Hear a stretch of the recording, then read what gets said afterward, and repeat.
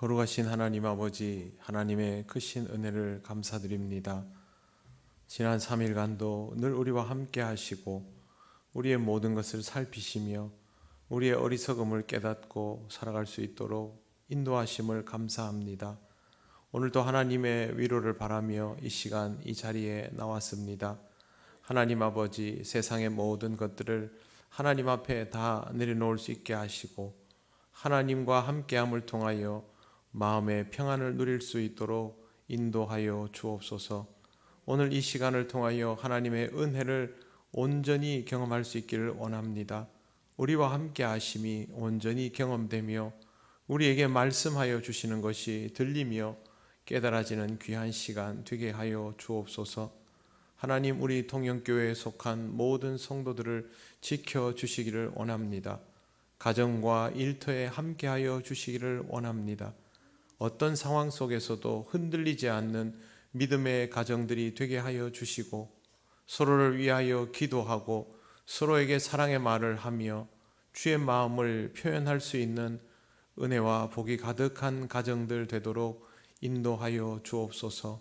이 땅을 살아가며 여러 가지 어려움을 겪고 육신의 질고를 경험하는 중에 있지만 하나님 아버지, 이 모든 상황 속에서 하나님의 함께 하심이 경험됨을 통해 치유되고 회복되는 우리 모든 성도들 되게 하여 주옵소서. 하나님, 우리의 신앙이 자랄수록 주의 말씀이 우리 안에 자리 잡으며 주의 복음을 전할 수 있는 삶으로 점점 더 변화되어 나가기를 원합니다. 하나님, 우리에게 은혜 있을 때마다 나누게 하시고 감동이 있을 때마다 전할 수 있는 심령 되게 하여 주옵소서. 우리 중에 누구도 낙심하지 않게 하시고 시험에 들지 않고 깨어있는 삶이 되도록 하나님 함께하여 주옵소서. 우리의 모든 것을 주님께 맡겨오며 예수님 이름으로 기도드립니다. 아멘. 오늘 하나님 말씀은 민수기 27장 1절부터 오늘은 11절까지 보겠습니다. 구약 성경 242쪽입니다.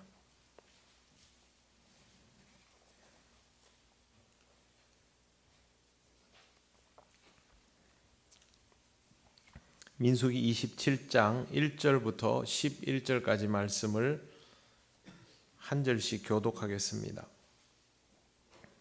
요셉의 아들 므낫세 종족들에게 므낫세의 현손 마길의 증손 길르앗의 손자 헤벨의 아들 슬로보앗의 딸들이 찾아왔으니 그의 딸들의 이름은 말라와 노아와 호글라와 밀가와 디르사라.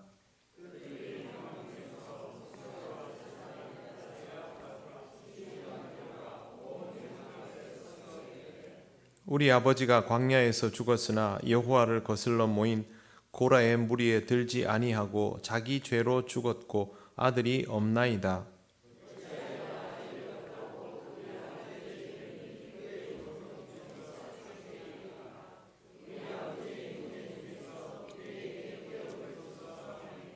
모세가 그 사연을 여호와께 아뢰니라. 슬로바스의 딸들의 말이 옳으니 너는 반드시 그들의 아버지의 형제 중에서 그들에게 기업을 주어 받게 하되 그들의 아버지의 기업을 그들에게 돌릴지니라.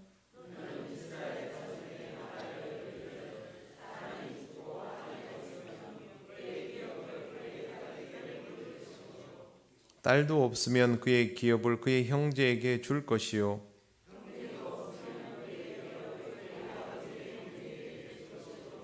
같이 읽겠습니다. 그의 아버지의 형제도 없으면 그의 기업을 가장 가까운 친족에게 주어 받게 할지니라 하고 나 여호와가 너 모세에게 명령한 대로 이스라엘 자손에게 판결의 규례가 되게 할지니라. 아멘. 네, 옆에 오신 분들과 인사하시겠습니다.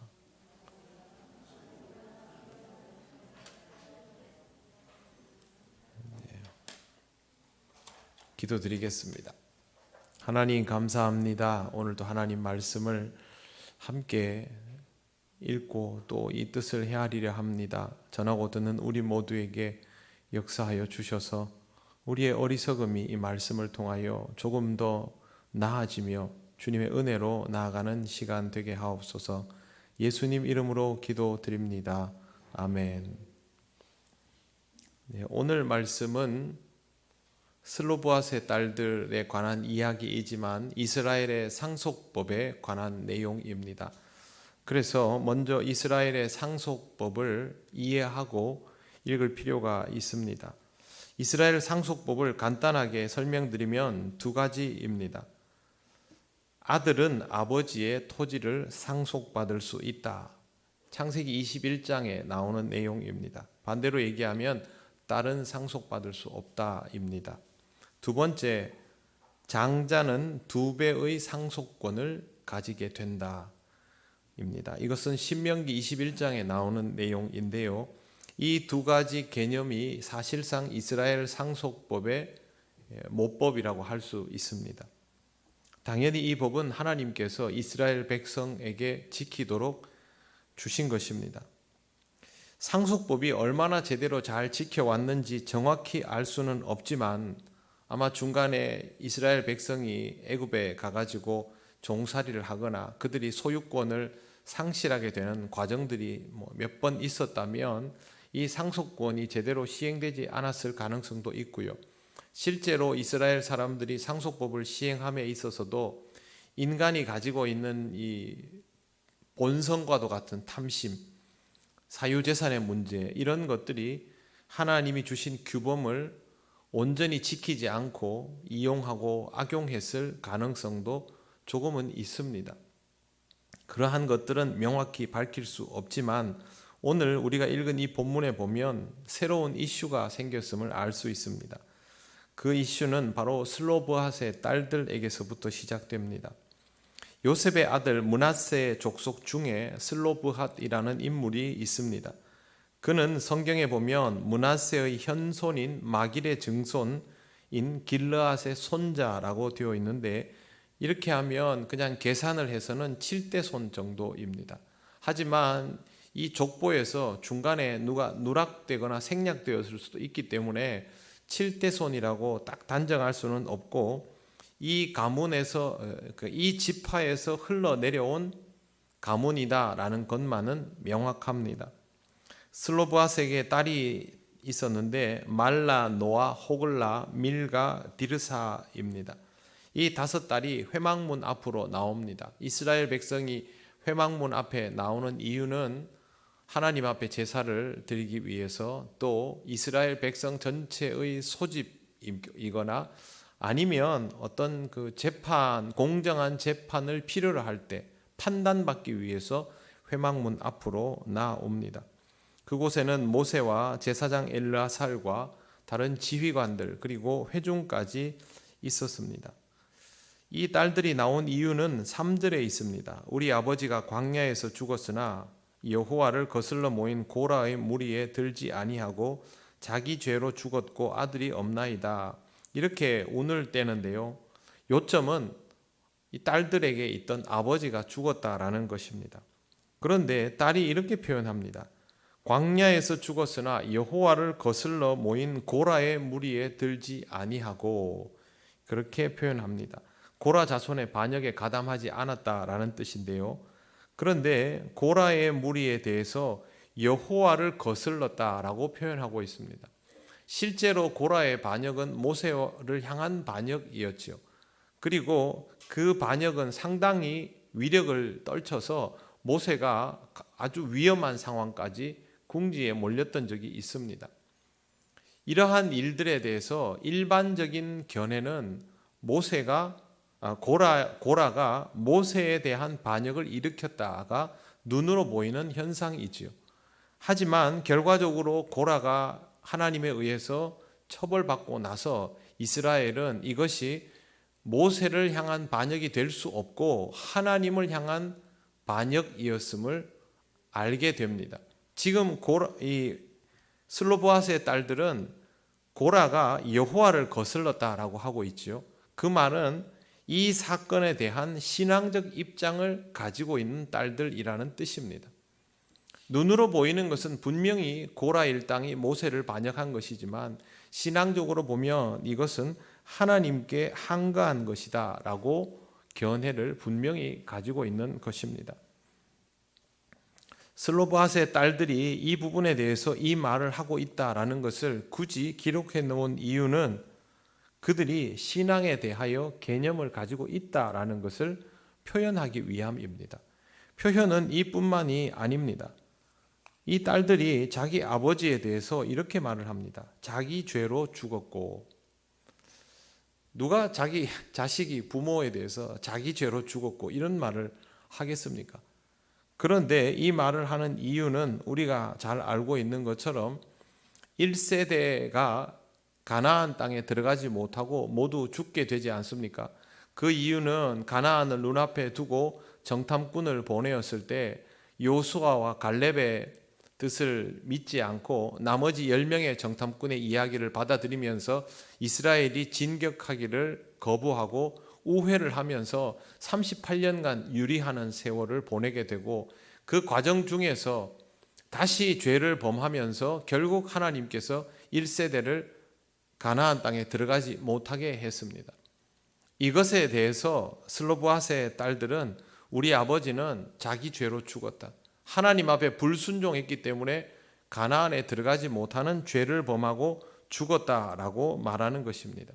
이 또한 이 딸들이 신앙적으로 개념이 아주 명확히 장착되어 있는 사람들이다라는 것을 보여주는 기록입니다. 즉 슬로보핫의 딸들이 모세와 이스라엘 회중 앞에 나온 것은 어떤 목적이 있어서 나왔지만 이 사람들의 정체성 자체가 신앙적인 개념이 명확한 상태다. 그렇기 때문에 이 사람들이 허튼 소리를 할 사람들이 아니다라는 전제가 여기에 깔려 있습니다.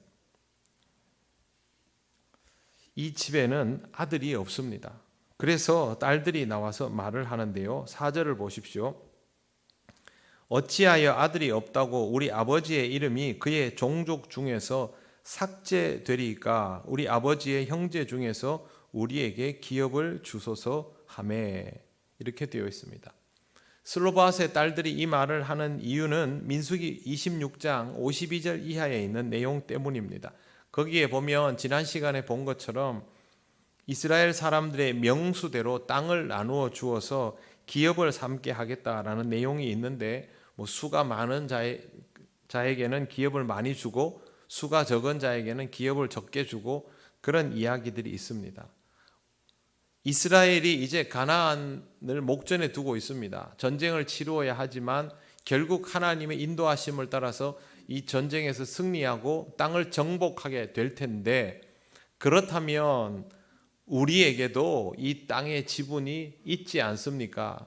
이 땅의 지분이 우리에게도 당연히 있는데 아들이 없다고 이걸 안 주면 아버지의 이름도 소멸되고 우리 종족은 사라지는 거 아닙니까? 그 얘기를 하고 있는 겁니다. 즉 땅에 대한 지분을 나누어 줄 것이다 라고 하니까 슬로보핫의 딸들이 이 성경을 읽어보면 분명히 이것에 대해서 이제 자기들 그 지파 사람들이 모여가지고 땅이 어떤 식으로 배분될 것이다 라는 내용이 전달되고 막 하는데 본인들은 소외되었던 것이죠.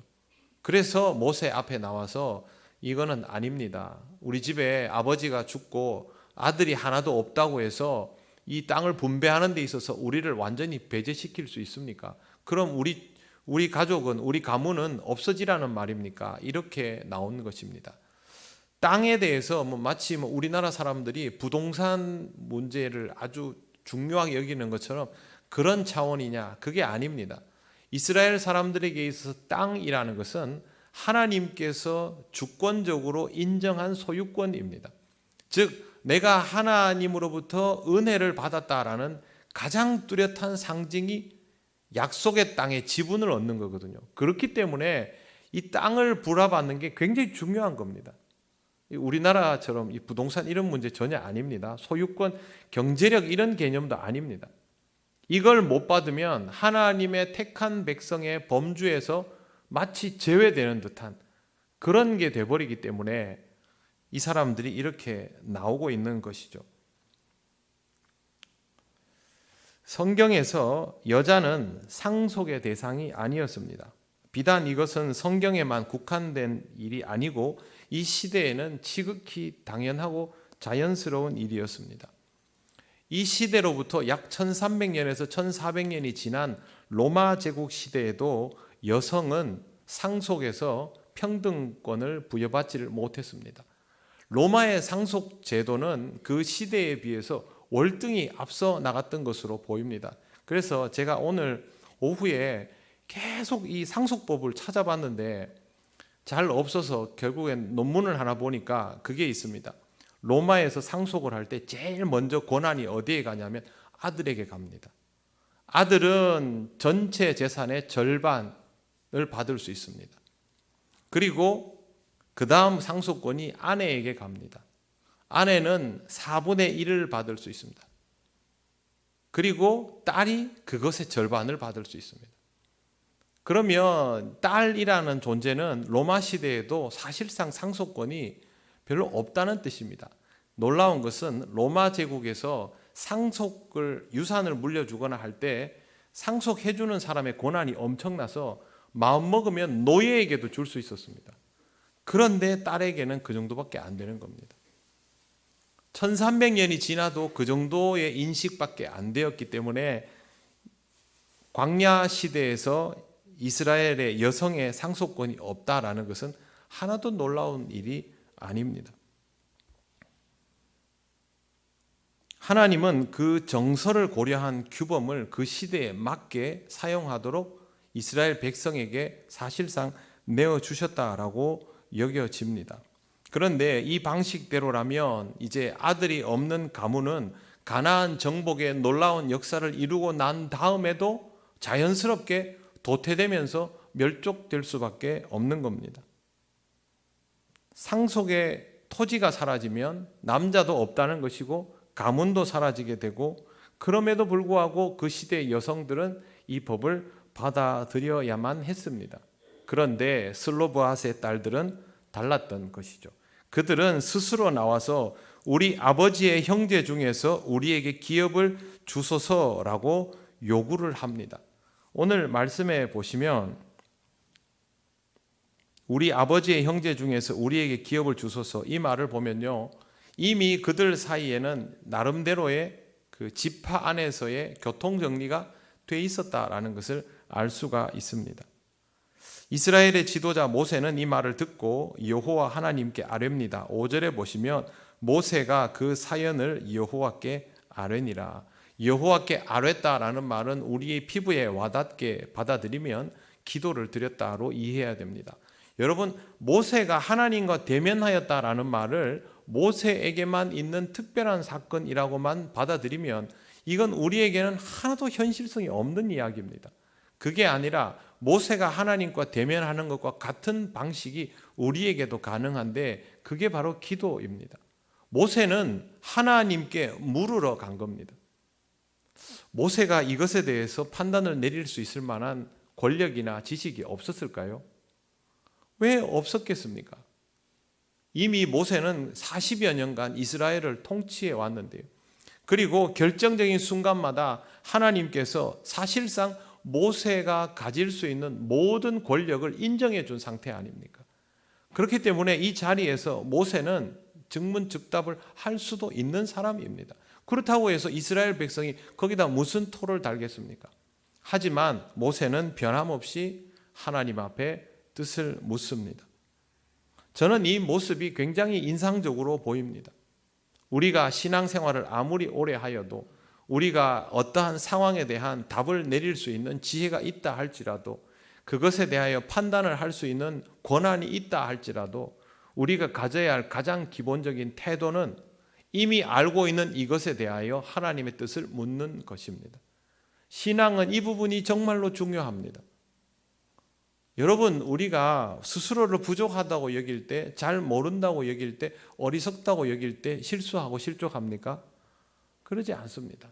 오히려 그 반대의 경우에 실족하게 되고 실수하게 되지요. 그것은 하나님께 물어야 할 기회를 스스로 놓치기 때문입니다. 모세도 하나님 앞에서 당연히 부족한 사람이겠지만 이스라엘 누구도 모세에게 뭐라 하지 못합니다. 그러나 모세는 하나님께 묻습니다. 왜? 이 법을 제정하신 분이 하나님이시기 때문입니다. 항상 하나님께 묻는 것이 당연하다고 여기는 신앙의 삶을 살아가시기를 바랍니다. 그러면 기도하게 되어 있습니다. 내가 아는 것도 하나님께 묻게 되어 있습니다. 모르는 것은 당연히 묻고 답을 기다리겠죠. 이것이 우리가 기도의 필요를 깨닫게 되는 이유이기도 합니다. 7절을 보십시오. 하나님 말씀이 이어지고 있습니다. 여호와께서 모세에게 말씀하여 이르시되 7절 보시면 슬로브앗의 딸들의 말이 옳으니 너는 반드시 그들의 아버지 형제 중에서 그들에게 기업을 주어 받게 하되 그들의 아버지의 기업을 그들에게 돌릴지니라. 아까 말씀드린 것처럼 이미 지파 안에서는 어떤 지역의 땅을 받으면 아직 이게 뭐 문하세 그 요단 동편에 있는 그쪽의 땅들을 정복하고 나면 그 땅에 대해서 누구에게는 몇 인분, 누구에게는 몇 인분 이런 얘기들이 그 지파 안에서는 있었을 거 아닙니까? 그 중에서 아버지의 지분을 슬로브앗의 딸들에게 되돌리라고 하나님께서 말씀을 하시면서 사용하신 두 가지 표현입니다. 그들의 말이 옳으니 하나님이 정하여 주신, 그래서 이스라엘이 지켜오고 있는 것이지만 하나님은 슬로브앗의 딸들의 말이 옳다라고 해 주셨습니다. 두 번째는 반드시라고 말씀하십니다. 하나님은 이렇게 해서 이 일을 반드시 실행에 옮기도록 하신 것입니다. 그런데 이것은 슬로브앗의 가문에만 국한되는 일이 아닙니다. 8절 이하부터 보시면 실제로 이 일이 규범화되도록 그렇게 가르쳐 주시고 있습니다. 8절 보십시오. 너는 이스라엘 자손에게 말하여 이르기를, 너는 슬로브앗의 딸들에게 말하여 이르기를 이라고 하면 이것은 슬로브앗의 딸들에게만 해당되는 일회적인 판결이 되겠죠. 그러나 이스라엘 자손에게 말하여 이르기를 라고 하면 이것은 지금까지 내려왔던 규범에다가 판례를 더하면서 새로운 규범을 만들어내는 것이 됩니다. 이제부터는 이스라엘이 지켜야 할 규범이라는 뜻입니다. 사람이 죽고 아들이 없으면 그의 기업을 그의 딸에게 돌릴 것이요. 정말로 파격적인 일입니다. 우리 정서로 보면 아니 아들에게 줄 재산을 딸에게도 당연히 줘야지 무슨 소리냐. 지금부터 3,500년 전 이야기입니다.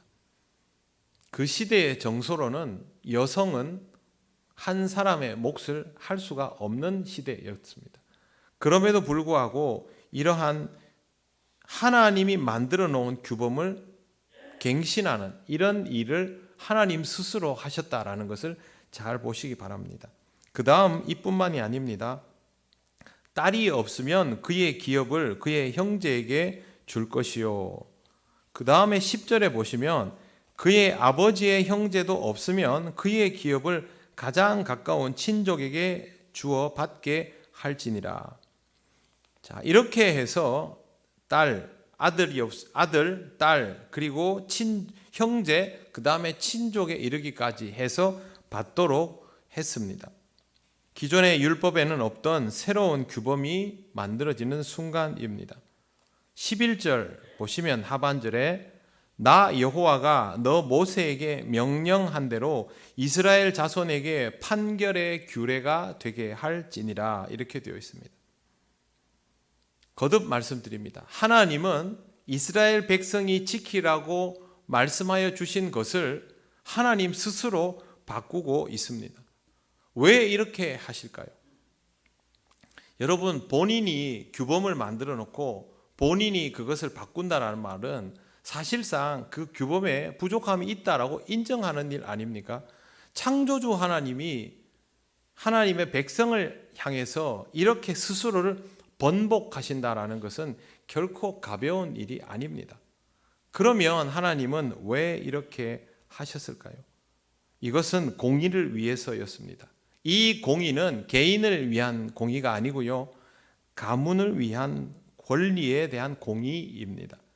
모든 사람이 상속받을 권리가 아니라 모든 가정이 하나님이 주시는 것을 소유할 수 있는 권리를 지킬 수 있도록 하나님 스스로 규범을 바꾸어 주신 것입니다. 제가 좀 전에 말씀드렸죠. 이스라엘 백성에게 있어서 가나안을 정복하고 얻게 되는 그 땅은 그 땅의 가치가 얼마인가가 아니라 내가 하나님의 주권적인 역사 속에서 권리를 허락받은 사람이다, 허락받은 가문이다 라는 표시입니다.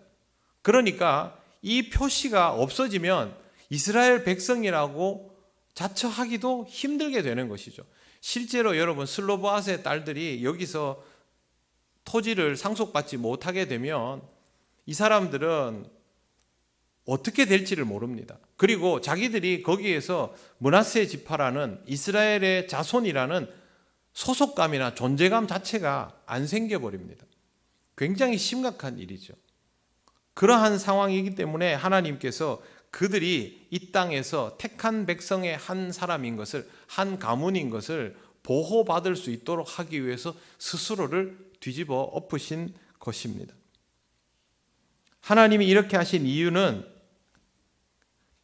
한 가문에게 주신 권리를 다른 가문으로 넘어가지 않도록 하기 위한 장치를 마련하시는 것이었습니다. 하나님의 분배 체계가 인간의 경제 활동으로 인하여 깨지기 쉽지만 깰 수 없도록 하는 겁니다. 대표적인 예가 희년법입니다. 희년법도 그런 개념이죠. 희년법 보면 사람들이 막 경제활동을 하다 보면 사유재산이 있다 보면 빈부가 발생하지 않습니까? 채권자가 있고 채무자가 생기지 않습니까? 희년법은 그걸 다 되돌려 놓는 방식이죠. 왜 되돌려 놓습니까? 우리는 우리 입장에서만 생각하죠. 권리, 인간의 기본권을 지키기 위해서. 그런데 그 기본권은 누가 준 겁니까? 하나님이 주신 거거든요. 하나님이 한 사람에게, 한 집안에게 준 기본적인 권리는 손대지 말라는 겁니다. 그래서 이 가문이 보존받을 수 있도록 그렇게 하는 겁니다. 그래서 남녀 평등이 아니고요, 아들이 없으면 딸이 없으면 형제가 없으면 친족이 해서 이 지파의 땅이 딴 지파에게로 넘어갈 수 없도록, 그렇게 해서 이 혈통이 사라지지 않도록 그걸 하나님께서 해 주셨던 것입니다. 이것을 확인할 수 있는 내용이 룻기에 나옵니다. 룻이 보아스에게 시집을 가게 된 것도 바로 이와 같은 취지에 맞추어진 행동입니다. 이스라엘은 이와 같은 방식으로 계속해서 그 지파가 생존할 수 있도록 그렇게 해왔던 것이죠.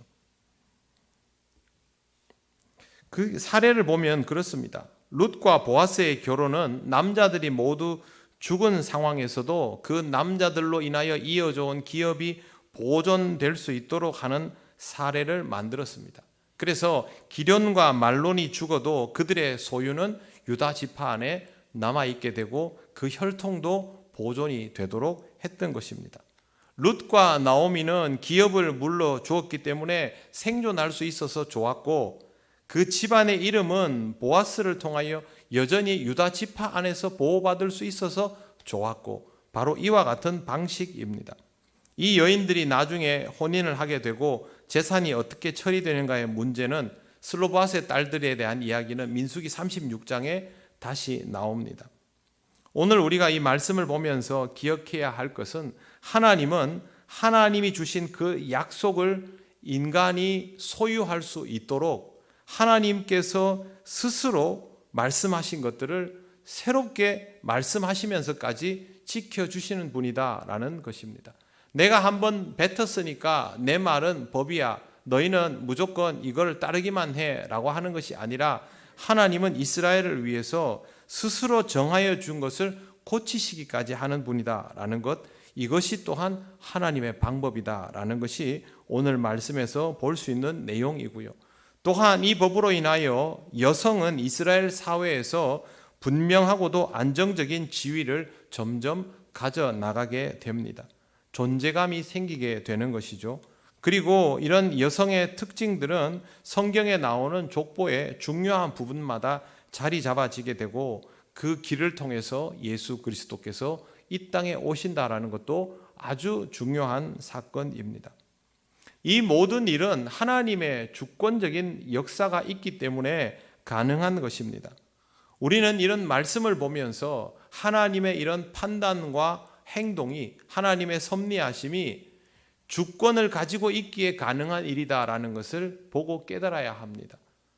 어제 성서학당 강의 시간에 예수가 그리스도이신 것에 대한 초점이 어디에 있느냐는 얘기를 좀 주고 받았었습니다. 제일 중요한 사실은 예수 그리스도께서 부활하셨다라는 것이죠. 그런데 저는 한 가지를 더 말씀을 드렸습니다. 예수가 그리스도이시다라는 것, 예수가 이 땅에 오신 하나님이시라는 것은 예수님께서 말씀하시는 것을 통해서도 충분히 확인이 가능합니다. 내가 율법을 폐하러 온 것이 아니라 완전케 하러 왔노라 라는 말은 그 율법의 주권자가 아니면 할 수 없는 말입니다. 창조의 섭리에 대한 이치를 설명할 수 있는 것은 창조의 주체가 아니면 할 수 없는 말입니다. 예수님의 가르침은요, 세상에서 볼 수 있는 성현들의 가르침과 다릅니다. 이 땅이 어떻게 만들어졌는지, 이 땅이 어떻게 운용되는지를 알기에 하시는 말씀입니다. 율법도 똑같은 방식으로 예수님은 해석해 주시죠. 그래서 예수님이 그냥 말로 내가 율법을 폐하러 온 것이 아니라 완전케 하러 왔노라고 하신 것이 아니라 실제로 예수님의 모든 가르침 속에는 율법을 완전케 하시는 내용들이 다 들어 있습니다. 그것은 말씀의 주체가 아니면 못하는 것이죠. 우리는 말씀 속에서 하나님의 주권을 볼 수 있어야 합니다. 예수 그리스도의 하나님 되심도 볼 수 있어야 합니다. 아무것도 보이지 않는 속에서 믿음을 가진다는 것이 우리에게는 결코 쉬운 일이 아닙니다. 맹목적으로 나는 믿어야지 라고 한다고 믿어지는 게 아닙니다. 하나님의 주권적인 이 역사를 성경을 통해서 보면서 하나님이시기 때문에 하나님의 법을 손댈 수 있구나. 하나님이시기 때문에 그 공의로우심을 위하여 인간에게 이것을 보존시켜 주실 수 있구나라는 것을 발견할 때 하나님이 주권자이시다라는 것을 깨닫게 되는 것이고, 이런 하나님의 주권이 지금 내 삶을, 지금 우리의 삶을 지탱하고 계시는구나라는 것도 거기서 알게 되는 겁니다. 우리의 믿음은 거기에다가 맞게 반응하는 것이죠. 정말로 하나님이 나의 주권자이시다라고 하면 나는 하나님 앞에 순종하게 되어 있습니다. 그걸 하지 못하기 때문에 순종도 되지 않는 것이죠. 우리는 이 말씀 속에서 하나님의 주권을 보아야 하고 그 주권이 우리를 향한 공의로 표현되고 있고 그를 위해서 하나님은 스스로를 갱신하시는 분이다라는 사실까지 발견할 수 있어야 합니다. 그때 우리의 믿음도 그만큼 더 자라나는 것입니다.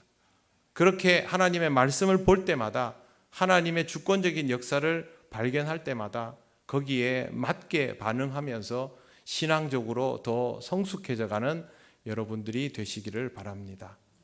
기도드리겠습니다. 오늘은 하나님의 주권적인 통치에 대하여 감사의 기도를 드리면 좋겠습니다.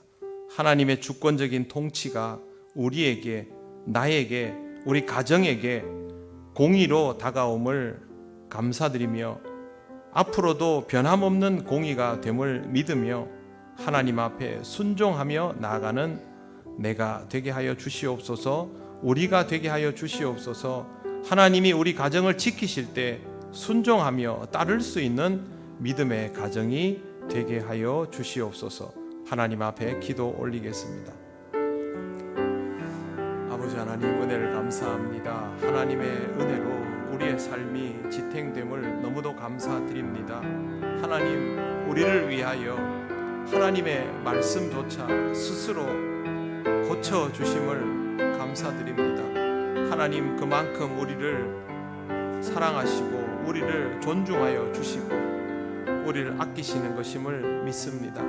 이런 하나님의 은혜와 사랑에 기쁨으로 반응하며 하나님의 뜻을 더욱 따르는 우리들 되기를 원합니다. 하나님이 우리에게 지킬 수 있도록 주신 이 섭리를 우리도 믿음으로 지켜나갈 수 있게 하여 주시옵소서.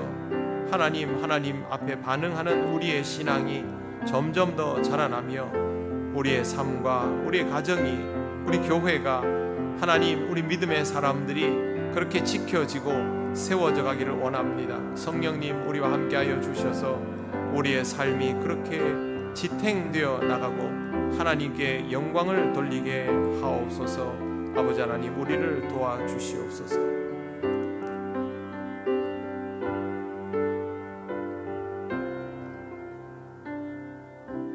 하나님 감사합니다. 우리를 향하신 하나님의 그 주권적인 역사가 그동안 우리를 지켜오고 있음을 깨닫지 못할 때도 많았지만 하나님의 말씀을 통하여 이제 조금 더 알게 되어 싸우니 하나님의 그 주권적인 역사가 늘 우리를 지탱하며 스스로를 바꾸어 가시며까지 우리를 지키기를 원하신다는 것을 하나님 잊지 않게 하옵소서. 우리 각자의 삶이, 또 우리 가정이, 우리 교회가, 우리 믿는 자들이 하나님의 섭리 속에서 보호받으며 살아감을 기억하게 하시고 기쁨으로 하나님께 맞추어가는 삶이 되게 하여 주옵소서. 하나님 우리의 성장하고 성숙함이 하나님께 더욱 영광 돌리는 길이 되기를 원하오며 예수님 이름으로 기도드립니다. 아멘.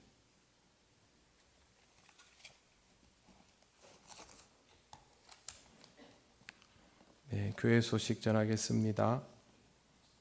정기당회가 이번 주일 오후 예배 후에 목양실에서 있습니다. 유아 세례 신청을 받고 있습니다. 이번 주일까지 신청받습니다. 유아 세례는 5월 7일 어린이 주일에 시행이 되고요. 부모 중에 한 사람이 반드시 세례 교인이어야 합니다. 연령은 1세에서 3세입니다. 김민철 목사님에게 신청해 주시기 바랍니다. 남자 화장실 공사가 이번 주까지 계속이 됩니다. 네, 우선은 사택 1층 계단 옆에 화장실을 이용해 주시기를 바랍니다. 네, 요즘은 감기가 이제 굉장히 기승을 부리고 있는데 일교차가 심합니다. 여러분 건강에 각별히 유의하시고 건강으로 인해서 일상에 지장이 없도록 잘 관리하시고 또 서로를 위해서 많이 기도해 주시기를 바랍니다. 다른 광고는 주보를 참조해 주시기 바랍니다. 이제 우리가 다 같이 주님께서 가르치신 기도를 올려드립니다. 하늘에 계신 우리 아버지, 아버지의 이름을 거룩하게 하시며 아버지의 나라가 오게 하시며 아버지의 뜻이 하늘에서와 같이 땅에서도 이루어지게 하소서. 오늘 우리에게 일용할 양식을 주시고 우리가 우리에게 잘못한 사람을 용서하여 준 것 같이 우리 죄를 용서하여 주시고 우리를 시험에 빠지지 않게 하시고 악에서 구하소서. 나라와 권능과 영광이 영원히 아버지의 것입니다. 아멘.